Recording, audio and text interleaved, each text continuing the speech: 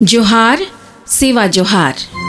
आदिवासी महासभा के राष्ट्रीय अध्यक्ष एवं इंटरनेशनल संथाल काउंसिल के पूर्व महासचिव दिवंगत फागू सोरेन के भडान समारोह में शरीक होने के दरमियान झारखंड आंदोलनकारी श्री नरेश मुर्मू, इंटरनेशनल संथाल काउंसिल के कार्यकारी अध्यक्ष, आजसू के संस्थापक उपाध्यक्ष और झारखंड मुक्ति मोर्चा JMM के पूर्व सचिव के साथ पत्थलगड़ी के अगुवा मुखवान श्री विजय कुजूर से सरना धनकोट के ऐतिहासिक पृष्ठभूमि पर एवं विभिन्न आदिवासी मुद्दों पर चर्चा के कुछ अंश प्रस्तुत किए जा रहे हैं।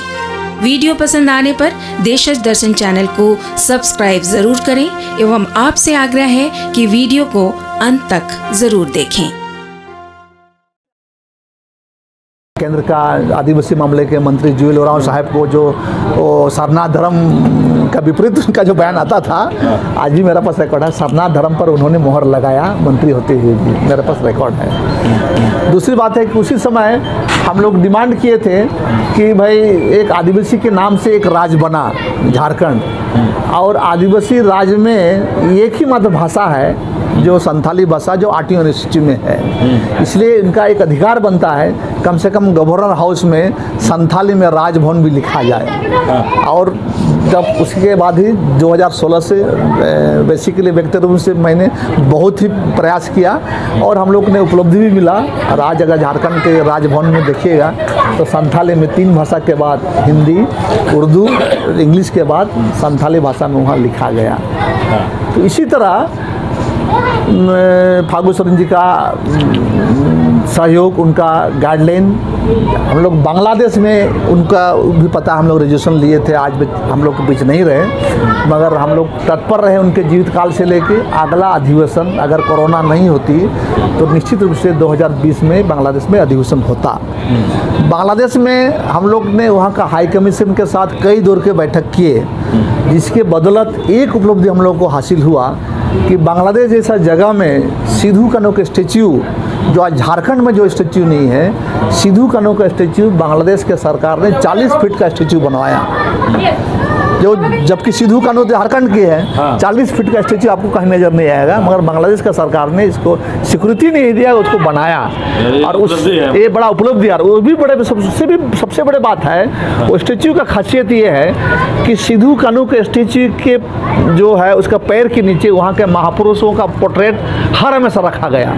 माने ऐसा लगता है कि हाँ, वहाँ लगता है कि वहाँ का महापुरुष के कंधों में है सिद्धू कान्हू। तो इस ढंग का एक बांग्लादेश में रिजर्वेशन भी नहीं है, स्टेटस भी नहीं है। और आज जो है जो भाषा में भी, चूँकि सभी लोगों का प्रयास रहा है RT यूनिवर्सिटी में, उस समय लाल कृष्ण आडवाणी के साथ इंटरनेशनल संथाल काउंसिल कैसे भेंट किया, और वासुदेव आचार्य जो तत्कालीन MP हुआ करते थे, रामचंद्र डोम, दोनों मेंबर ऑफ पार्लियामेंट को के साथ कैसे बात हुआ इंटरनेशनल संथाल काउंसिल का, और उनके पहल पर ही सोनिया गांधी और LK आडवाणी उस समय के देश के जो डिप्टी प्राइम मिनिस्टर थे उनको कैसे कन्विंस किया गया, और उसके बाद ही जो पार्लियामेंट में ये बिल आया।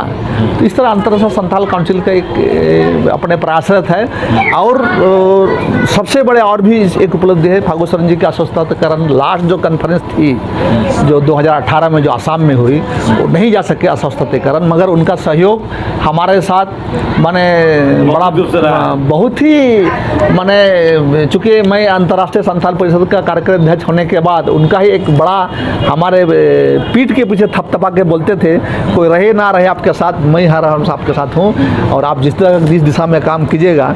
तो उनके जीवित काल में हम लोग एक उपलब्धि किए कि आसाम का जो बोकाघाट में हम लोग का सम्मेलन हुआ, उस सम्मेलन में वहाँ के जो अभी CM साहब है सोनोवाल साहब को पहला दिन उनको मुख्य अतिथि किए विथ 3 कैबिनेट मिनिस्टर और 2 MP, और नेक्स्ट दिन जो है अपोजिशन लीडर और भी MP लोग आए।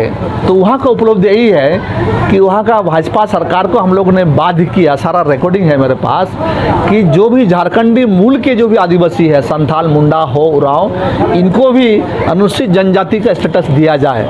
आज भी वहाँ T ट्राइब्स के रूप में स्टेटस दिया गया है। तो हम लोग दबाव दिए, जिसके फलस्वरूप 26 फरवरी 2019 को वहाँ की सरकार ने रिकमेंड किया है सेंट्रल को कि वहाँ का जो भी झारखंडी मूल के जो भी लोग हैं, संथाल, मुंडा हो, उरांव 35 जो लिस्ट है, 35 जाति समूह का लिस्ट है, उन जाति समूह को एसटी स्टेटस के लिए आसाम सरकार ने रिकमेंड किया है।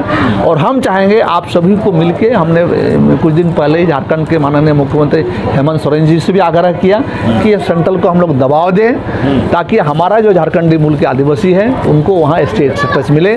आज जो आदिवासी मामलों के मंत्री भी अर्जुन मुंडा जी हैं, तो इसे एक सामूहिक रूप से प्रयास होना चाहिए और जो फैसिलिटी जो है एक एसटी के हिसाब से जो मिलना चाहिए वो हमारे झारखंडी मूल के आदिवासी जो भी है संथाल मुंडा हो रहा उनको भी आसाम में मिले। तो इस तरह का अंतर्राष्ट्रीय संथाल परिषद केवल संथाल का ही नहीं बल्कि सभी जातीय समूह जो हमारे आदिवासी समूह का जो भी राइट्स है इसमें काम कर रहे हैं।